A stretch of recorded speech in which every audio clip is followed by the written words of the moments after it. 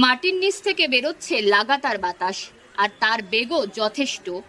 আর রাতের দিকে শব্দ হচ্ছে বিকটভাবে, আর এতেই আতঙ্কিত হয়ে পড়ছে বাড়ির মালিক থেকে শুরু করে স্থানীয় বাসিন্দারা।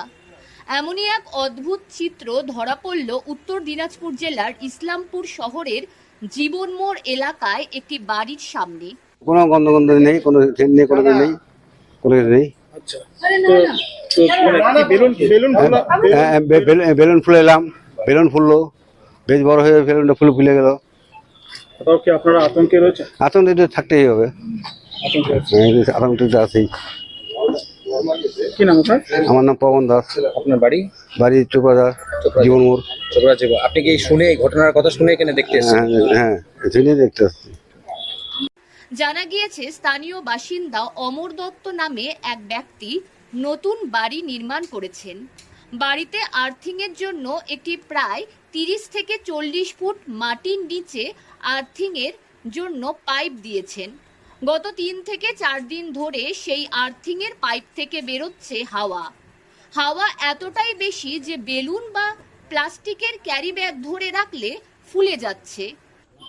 বললাম যে কি হয়েছে, ঘটনাটা কি? ঘটনা কি, আর্থিং এর তার থেকে আর্থিং এর পাইপ, এটা আর কি 6 মাস আগে করা হয়েছিল। আচ্ছা, মোটামুটি 5 দিন থেকে অটোমেটিক মানে গ্যাস বেরোচ্ছে আর কি, নাকি হাওয়া বের? হাওয়া। আচ্ছা, এই আর কি। মানে কোনো গ্যাসের গন্ধ পাওয়া যাচ্ছে না, গ্যাসের গন্ধ পাওয়া যাচ্ছে না। বললাম যে এটা কি নতুন বাড়ি করছে? নতুন বাড়ি করছে। কত ফুট নিচে আর্থিং এর? 30 থেকে 32 ফুট হবে। 30 থেকে 32 ফুট। মানে হাওয়াটা কিরকম বের হচ্ছে? মারাত্মক হাওয়া, এটা শুশু আওয়াজ হচ্ছে। রাতে কি? রাত্রে বিকট আওয়াজ হচ্ছে একটা। রাতে কি আরো হাওয়াটা? হ্যাঁ, বেশি হচ্ছে। হ্যাঁ, রাত্রে বেশি হচ্ছে। কোথাও কি আতঙ্কে রয়েছে না? না, হালকা তো আতঙ্ক থাকবেই, কি হয়ে যায়। কাউকে জানিয়েছেন? না, আশেপাশে কেউ খালি ফায়ার ব্রিগেডের কাছে গেছিলাম, ওরা বললো আমরা কি করবো গিয়ে, তা ফোন নাম্বারটা রাখলো, নামটা রাখলো, অ্যাড্রেসটা রাখলো, এই আর কি। এখন কে কারা আসছে এখন? মানে আমাদের ইসলামপুর গার্লস হাই স্কুল থেকে আসছে সবাই, বিজ্ঞান মঞ্চের পক্ষ থেকে। রাত হলেই সেই হাওয়ার শব্দ বেশি হয়ে যাচ্ছে, আর এতেই আতঙ্কে রয়েছেন স্থানীয় বাসিন্দারা। এদিন খবর জানাজানি হতেই ঘটনাস্থলে পৌঁছায় ইসলামপুর বিজ্ঞান মঞ্চের সদস্যরা। সেখানে বোতলে একটা দেশলাই কাঠি দিয়ে টেস্ট করে দেখা গেল যে দেশলাই কাঠিটা নিভে যাচ্ছে। তো তখন অবধি এটা কনফার্ম হলো যে এটা মানে কোনো ইনফ্লেমেবল গ্যাস নয়, মিথেন জাতীয় কোনো গ্যাস বা কোনো গোবর গ্যাস বা কোনো ন্যাচারাল গ্যাস জাতীয় কিছু নয়।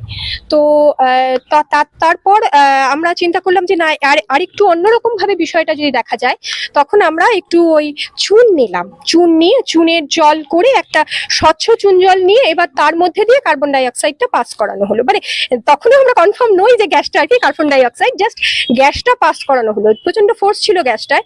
এবার গ্যাসটা পাস করানোতে দেখা গেল যে ওই চুন জলের মধ্যে একটা প্রেসিপিটেশনের মতন একটা ঘোলা হয়ে গেল চুন জলটা, এবং একটা প্রেসিপিটেশনের মতন গোটা চুন জলের মধ্যে চলে আসলো। তখনই এটা চিন্তা ভাবনা করা হলো যে তার মানে নিশ্চয়ই এটা হয়তো কার্বন ডাই অক্সাইডই আছে। তারপরেও একটা বোতলে একদম পুরোপুরি গ্যাসটা ভর্তি করে তার মধ্যে আবার আমরা দেশলাই কাঠি দিয়েই ট্রাই করলাম, তাতেও দেখা গেল দেশলাই কাঠিটা নিভে যাচ্ছে। তখন মোটামুটি এটা শিওর হওয়া গেল যে হয়তো এটা কার্বন ডাই অক্সাইডই হবে। হয়তো মাটির তলায় কোথাও চুনের লেয়ার থেকে যেতে পারে, যার মধ্যে হয়তো কোনোভাবে জলের লেয়ার মিশে গিয়ে পোড়া চুন থেকে হয়তো কার্বন ডাই অক্সাইড হতে পারে, এরকমটা হতে পারে। ভয়ের কোনো কারণ আছে? এই মুহূর্তে ভয়ের কারণ বলতে দেখুন, একটা গ্যাস বাইরে বেরোচ্ছে, এটা এখন ভয়ের কারণ তো হতে পারে।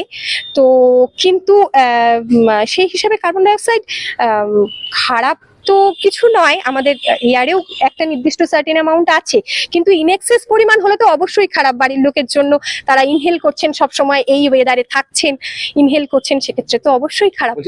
এই মুহূর্তে তাহলে কি করণীয়?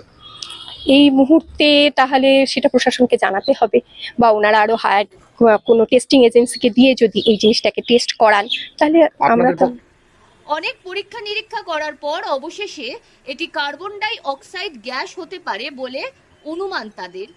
সব মিলিয়ে আতঙ্ক যেন পিছু ছাড়ছে না স্থানীয় বাসিন্দাদের।